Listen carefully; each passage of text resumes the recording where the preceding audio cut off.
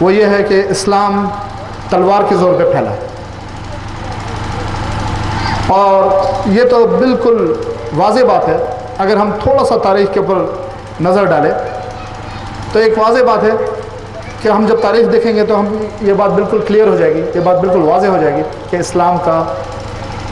یہ جو اسلام کے متعلق یہ جو غلط فہمی ہے یا یہ الزام ہے، یہ بالکل بے بنیاد ہے۔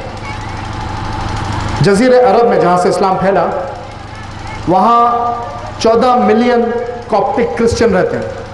یعنی 14 ملین وہ عیسائی رہتے ہیں جو یہ کلیم کرتے ہیں کہ ہم شروع سے عیسائی ہیں۔ وہ اپنا سلسلہ نسب 3 صدی عیسوی تک لے جاتے ہیں۔ یہ 14 ملین کاپٹک کرسچن جزیرہ عرب میں یا اس کے نواحی علاقوں میں جو بسے ہیں، یہ اس بات کا ثبوت ہے کہ اسلام تلوار کے زور پہ نہیں پھیلا۔ اگر اسلام تلوار کے زور پہ پھیلتا تو آج ادھر ایک کرسچن بھی باقی نہیں رہتا۔ اس ملک ہندوستان میں مسلمانوں نے 1000 سال حکومت کی، اور آج اگر ہم مسلمانوں کی نسبت دیکھیں اس ملک میں تو صرف 12 سے 15%۔ یہ 85% غیر مسلم اس ملک کے اس بات کے گواہ ہے کہ اسلام تلوار کے زور پہ نہیں پھیلا۔ مسلمانوں کے پاس طاقت تھی، اگر تلوار کے زور پہ وہ اسلام پھیلانا چاہتے تو آج ایک بھی غیر مسلم اس ملک میں باقی نہیں رہتا اور سارے مسلمان ہو جاتے۔ انڈونیشیا جو دنیا کا سب سے بڑا مسلمان ملک کہلاتا ہے، اور ویسے تو بڑی تعداد میں جو مسلمان ایک ملک میں ہیں وہ ہندوستان میں ہے، لیکن چونکہ ہندوستان ایک اسلامی ملک نہیں کہلاتا ہے، انڈونیشیا ایک اسلامک ملک کہلاتا ہے جہاں پہ بہت بڑی تعداد میں مسلمان ہیں۔ میں پوچھتا ہوں وہاں پہ کون سی فوج گئی تھی؟ ادھر کون سی فوج مسلمانوں کی چڑھائی کی جس سے وہ سب کے سب مسلمان ہو گئے؟ ہم تاریخ اٹھا کے دیکھیں تو ادھر تجار جو بزنس مین جو وہاں پہ گئے، انہوں نے اپنے اسلوب سے،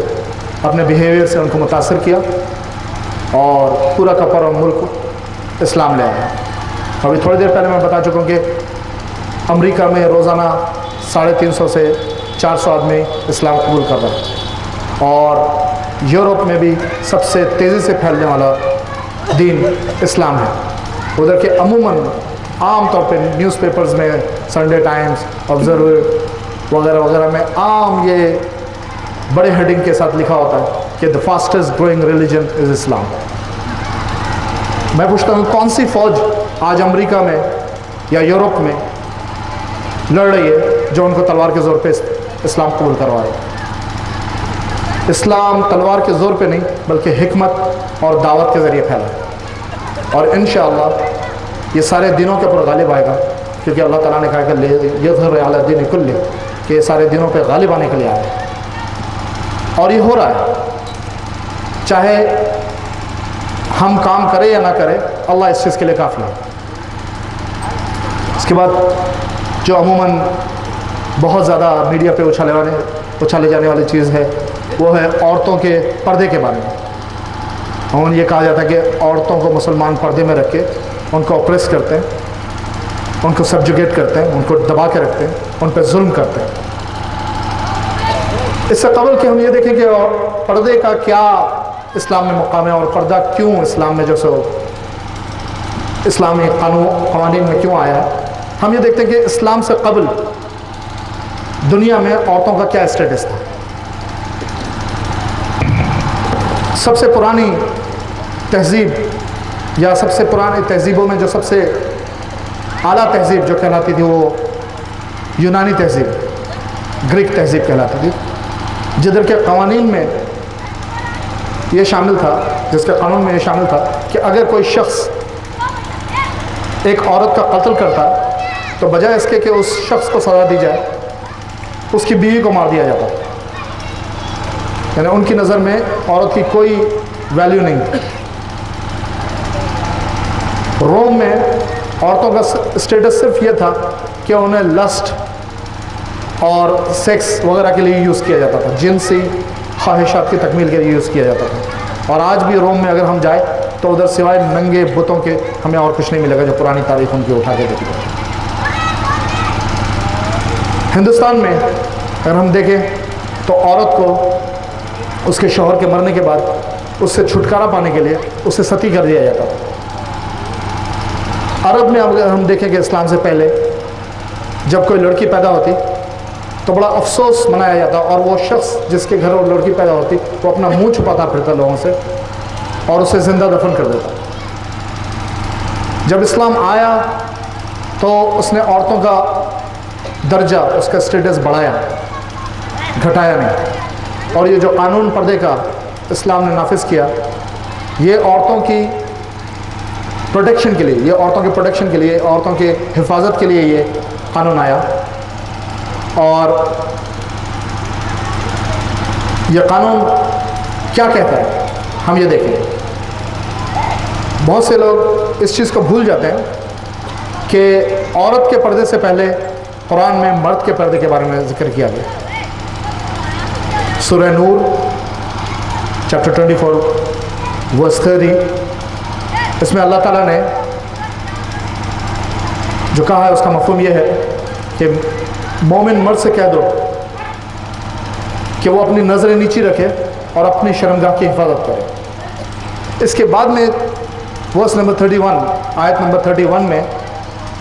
یہ کہا گیا کہ مومن عورتوں سے کہہ دو کہ وہ اپنی نظریں نیچی رکھے اور اپنی شرمگاہ کی حفاظت کرے اور اپنے بدن کے اوپر اوڑھنی ڈال لے، کپڑا ڈال لے، سوائے ان کے جو ان کے باپ بھائی وغیرہ، ان کی جو محرموں کی جو لسٹ ہے۔ اسلام میں پردے کے 6 کرائٹیریا ہیں، اور یہ 6 کرائٹیریا میں جو سب سے پہلا کرائٹیریا ہے اس میں مرد اور عورت کے پردے میں اختلاف ہے، باقی 5 جو کرائٹیریا ہے وہ مرد اور عورت کے لیے ایک ہے۔ وہ پہلا کرائٹیریا کیا ہے کہ عورت کا سارا جسم ڈھکا ہونا چاہیے، اور کچھ علماء کے مطابق اس کے ہاتھ اور چہرہ کھلا ہو سکتا ہے، اور کچھ علماء کہتے ہیں کہ اس کا چہرہ بھی ڈھکا ہونا چاہیے، اور جو علماء یہ کہتے ہیں کہ ہاتھ اور چہرہ کھلا ہو سکتا ہے وہ بھی یہ کہتے ہیں کہ بہتر یہ ہے کہ چہرہ ڈھکا ہو تو بہتر ہے۔ اور مرد کا جو پردہ ہے وہ ناف سے گھٹنوں تک کا ہے، اور نماز کے وقت کندھے چھپے ہونے چاہیے۔ یہ پہلے کرائٹیریا ہے، پہلا کرائٹیریا ہے جس میں مرد اور عورت کا اختلاف ہے۔ باقی اس کے بعد میں جو 5 کرائٹیریا ہے وہ مرد اور عورت دونوں کے لیے ایک جیسے ہیں۔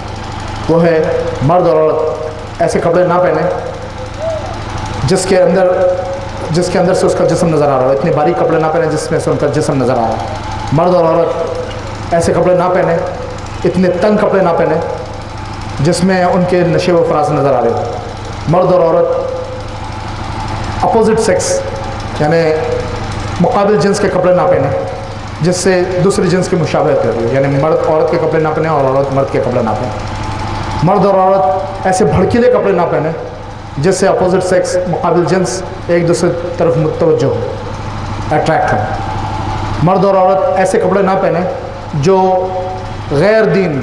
غیر مذہب کی مشابہت کر رہی ہے، یا ان کے وہ کپڑے پہننے سے ایسا لگ رہا ہو کہ وہ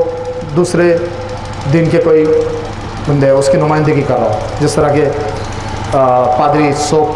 جس طرح کے پادری کے گاؤن ہوتے ہیں، یا پھر جو سنیاس لینے والے ان کے جو کپڑے ہوتے ہیں جیسے اورنج کپڑوں میں وہ گھوم جاتے ہیں، یا بدھسٹوں کے کپڑے ہوتے ہیں، یہ سارے کپڑے ہمارے مسلمانوں کو پہننا منع ہے۔ اب پردہ کیوں، جو سوال آتا ہے کہ پردہ کیوں، تو یہ چیز